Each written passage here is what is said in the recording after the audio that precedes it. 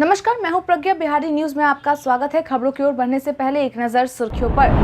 Domicile नीति हटाने पर जारी रहेगा आंदोलन। बिहार में पीएफआई के ठिकानों पर एनआईए और एटीएस की रेड। इंटर पास अल्पसंख्यक छात्राएं 15,000 रुपए लेने के लिए करे अप्लाई। सोलर स्ट्रीट लाइट योजना की सुस्ती पर मंत्री नाराज।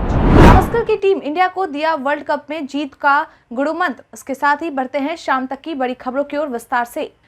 डोमिसाइल नीति हटाने पर जारी रहेगा आंदोलन। बीते दिन राजधानी पटना में शिक्षक अभ्यर्थियों के द्वारा शिक्षक भर्ती परीक्षा से डोमिसाइल नीति हटाने को लेकर सरकार के विरुद्ध जमकर प्रदर्शन किया गया।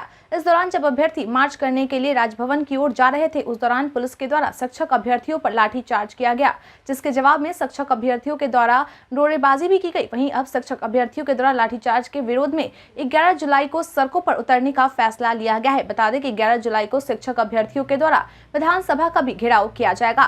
वहीं बीते दिन हुए लाठीचार्ज के बाद शिक्षक अभ्यर्थी राजद कार्यालय पहुंचे, जहां उन्होंने घंटों नारेबाजी भी की। बिहार में पीएफआई के ठिकानों पर एनआईए और एटीएस की रेड। एक बार फिर से बिहार की राजधानी पटना से सटे इलाके फुलवारी शरीफ और दरभंगा में बहेरा थाना क्षेत्र में एनआईए की टीम के द्वारा पीएफआई के ठिकानों पर छापेमारी की गई। बता दें कि छापेमारी में आतंकवाद विरोधी दस्ता भी शामिल है। बता दें कि मीडिया में चल रही खबरों के अनुसार एनआईए की टीम के द्वारा दरभंगा में बहेरा थाना क्षेत्र के छुटकी बाजार से एक संदिग्ध युवक को भी गिरफ्तार किया गया है, जो पटना में रहकर पढ़ाई करता था। बताया जा रहा है कि एनआईए और आतंकवाद निरोधी दस्ता के द्वारा फुलवारी पटना थाना कांड संख्या 827 में वांछित अभियुक्त मुमताज अंसारी से जुड़ी जानकारी के आधार पर छापेमारी की जा रही है। हालांकि खबर लिखे जाने तक छापेमारी में कुछ भी खास जानकारी नहीं मिली है। न्याय दिलाने में बिहार का यह जिला रहा आगे। पुलिस मुख्यालय के एडीजी जितेंद्र सिंह गंगवार के द्वारा दी गई जानकारी के अनुसार इस वर्ष बिहार पुलिस के द्वारा सिर्फ मई माह में 34,467 अपराधियों को गिरफ्तार किया गया है, जो कि पिछले 2 सालों में किए गए गिरफ्तारी के आंकड़े से 3 गुना अधिक है। वहीं मई माह में किए गए गिरफ्तारी में 1,130 कुख्यात अपराधी शामिल है, तो वहीं 15 नक्सली भी पकड़े गए हैं। इसके साथ ही इस साल मई में 408 अवैध आग्नेस्त्र, 11 रेगुलर आग्नेस्त्र, 1,855 गोली, 7 बम और 101 डेटोनेटर की बरामदगी की गई है। पुलिस के द्वारा 3,19,000 लीटर अवैध शराब और 1,963 किलोग्राम गांजा भी बरामद किया गया है। आपकी जानकारी के लिए बता दें कि एडीजी जितेंद्र सिंह गंगवार के द्वारा दी गई जानकारी के अनुसार सजा दिलाने में बिहार के जो जिले सबसे आगे रहे हैं, उनमें पटना, भोजपुर, समस्तीपुर, रोहतास, मधुबनी और भागलपुर शामिल है। बिहार पर मंडरा रहा बाढ़ का खतरा। बिहार में मानसून के पूरी तरह से सक्रिय होने के बाद बिहार के कई जिलों में लगातार बारिश हो रही है, जिससे कि नदियों के जलस्तर में तेजी से बढ़ोतरी हो रही है। बता दें गोपालगंज और वाल्मीकि नगर में गंडक नदी उफान पर है, तो वहीं कोसी का भी जलस्तर बढ़ा है। इसके अलावा सीतामढ़ी जिले में बागमती व झीम नदी के जलस्तर में भी लगातार वृद्धि हो रही है। ऐसे में प्रदेश के कई निचले इलाकों में बाढ़ का खतरा मंडराने लगा है, तो वहीं कई इलाकों में बाढ़ का पानी घुस रहा है। तटीय इलाकों में भीषण कटाव भी शुरू हो गए हैं, तो वहीं कई इलाकों में सड़कों पर पानी चला गया है और फसलों को भी क्षति पहुंची है। ऐसे में जल संसाधन विभाग के द्वारा स्थिति से निपटने के लिए इंजीनियरों, संवेदकों और मजदूरों को मुस्तैद कर दिया गया है और साथ ही नदियों की स्थिति पर भी नजर बनाई रखी जा रही है। आपकी जानकारी के लिए बता दें कि राज्य में मानसून की बारिश अगले 1 सप्ताह तक हल्की व तेज गति में होती रहेगी। पटना के मरीन ड्राइव की तर्ज पर बागमती के तट को किया जाएगा विकसित। बिहार के जल संसाधन व सूचना एवं जनसंपर्क मंत्री संजय कुमार झा के द्वारा बहादुरपुर प्रखंड की सिमरा निहालपुर पंचायत के चपड़िया गांव में बागमती नदी किनारे बन रहे पक्का घाट के निरीक्षण के दौरान कहा गया कि दरभंगा में भी बागमती नदी के किनारे को बिहार की राजधानी पटना में गंगा नदी के किनारे बने मरीन ड्राइव की तर्ज पर विकसित किया जाएगा। मरीन ड्राइव की तरह ही पाथवे का निर्माण किया जाएगा। इसके साथ ही उन्होंने बागमती नदी के किनारे बन रहे पक्का घाट के कार्य को जल्द से जल्द पूरा करने का निर्देश भी दिया।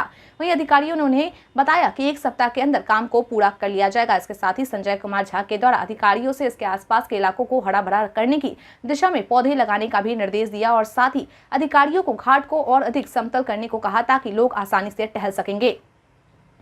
बिहार में 900 से ज्यादा अधिकारियों के ट्रांसफर ऑर्डर हुए जारी। बीते दिन यानी कि शनिवार देर रात राज्य सरकार के द्वारा कई विभागों में कई अधिकारियों का तबादला किया गया, जिसमें 175 राजस्व अधिकारियों और 261 सहायक कर आयुक्त समेत कई महकमों के अधिकारी शामिल है। बता दें कि अंचलाधिकारी और राजस्व अधिकारी के अलावा प्रभारी चकबंदी पदाधिकारी, सहायक बंदोबस्त पदाधिकारी और भूमि सुधार उप समाहर्ता का भी पदस्थापन किया गया है।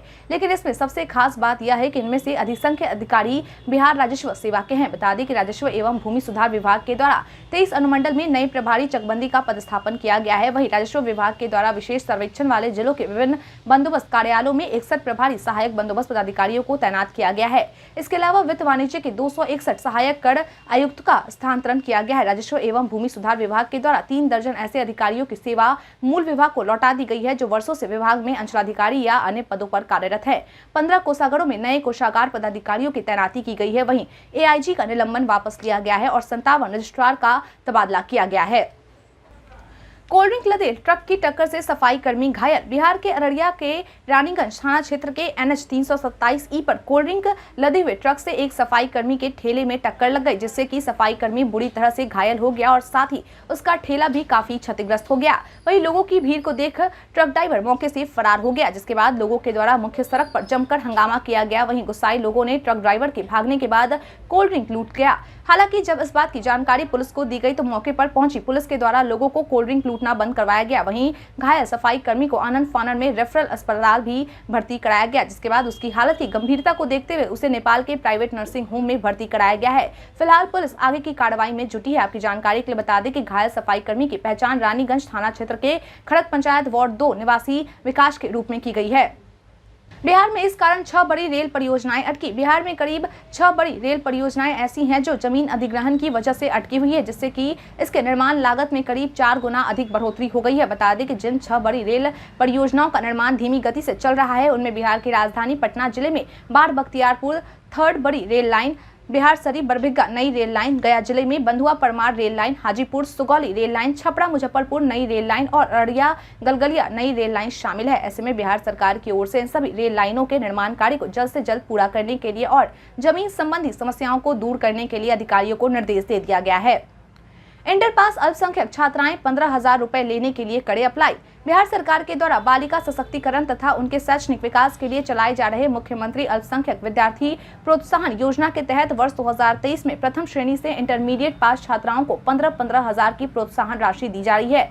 ऐसे में वे सभी अल्पसंख्यक छात्राएं जिन्होंने वर्ष 2023 में इंटर प्रथम श्रेणी से पास किया है वह इसका लाभ उठा सकते हैं। इस योजना का लाभ पाने के लिए इंटरमीडिएट की मार्कशीट, एडमिट कार्ड, आधार कार्ड, बैंक पासबुक और आवासीय प्रमाण पत्र की छायाप्रति रखना छात्राओं को अनिवार्य है। भारतीय रेलवे करेगी भारत गौरव ट्रेन की शुरुआत। Indian railway catering and tourism corporation limited के द्वारा पहली बार देखो अपना देश के तहत भारत गौरव ट्रेन की शुरुआत की जाएगी। बता दें कि इस पर्यटन ट्रेन की शुरुआत 22 जुलाई को होने वाली है, जो कि बेतिया से खुलेगी और सगौली, रामगढ़वा, रक्सौल, सीतामढ़ी, दरभंगा, समस्तीपुर, मुजफ्फरपुर, हाजीपुर, पटना, बख्तियारपुर, मोकामा, किऊल, झाझा, जसडीही, मधेपुरा, जामताड़ा, चितरंजन, आसनसोल, आद्रा एवं हिजली स्टेशन पर तीर्थ यात्रियों को ट्रेन में सवार होने के लिए रुकेगी। आपकी जानकारी के लिए बता दें कि आप इस पर्यटन ट्रेन से तिरुपति, रामेश्वरम, मदुरई, कन्याकुमारी मंदिर एवं त्रिवेंद्रम का भ्रमण कर सकते हैं। वहीं अगर इस ट्रेन के टिकट की कीमत की बात करें तो स्लीपर क्लास में यात्रा के लिए आपको 19,620 रुपए देने होंगे, तो वहीं AC 3 क्लास की यात्रा करने के लिए आपको 32,075 रुपए देने होंगे। इच्छुक पर्यटक यात्रा संबंधी विस्तृत जानकारी एवं बुकिंग के लिए IRCTC बिस्कोमान टावर, चौथा तिल्ला, पश्चिमी गांधी मैदान, पटना 1 या दूरभाष संख्या 8595937726 या 8595937727 या 8595937711 से प्राप्त कर सकते हैं या IRCTC की वेबसाइट पर www.irctctourism.com पर जाकर बुकिंग करा सकते हैं।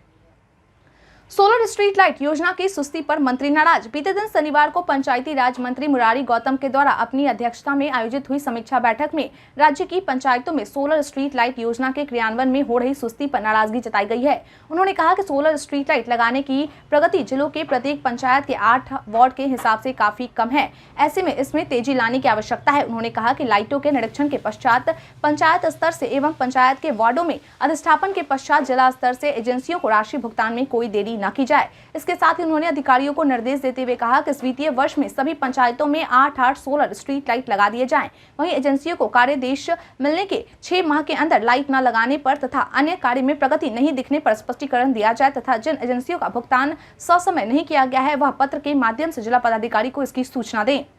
आज से 3 दिनों तक सीएम नीतीश करेंगे पार्टी सांसदों से मुलाकात।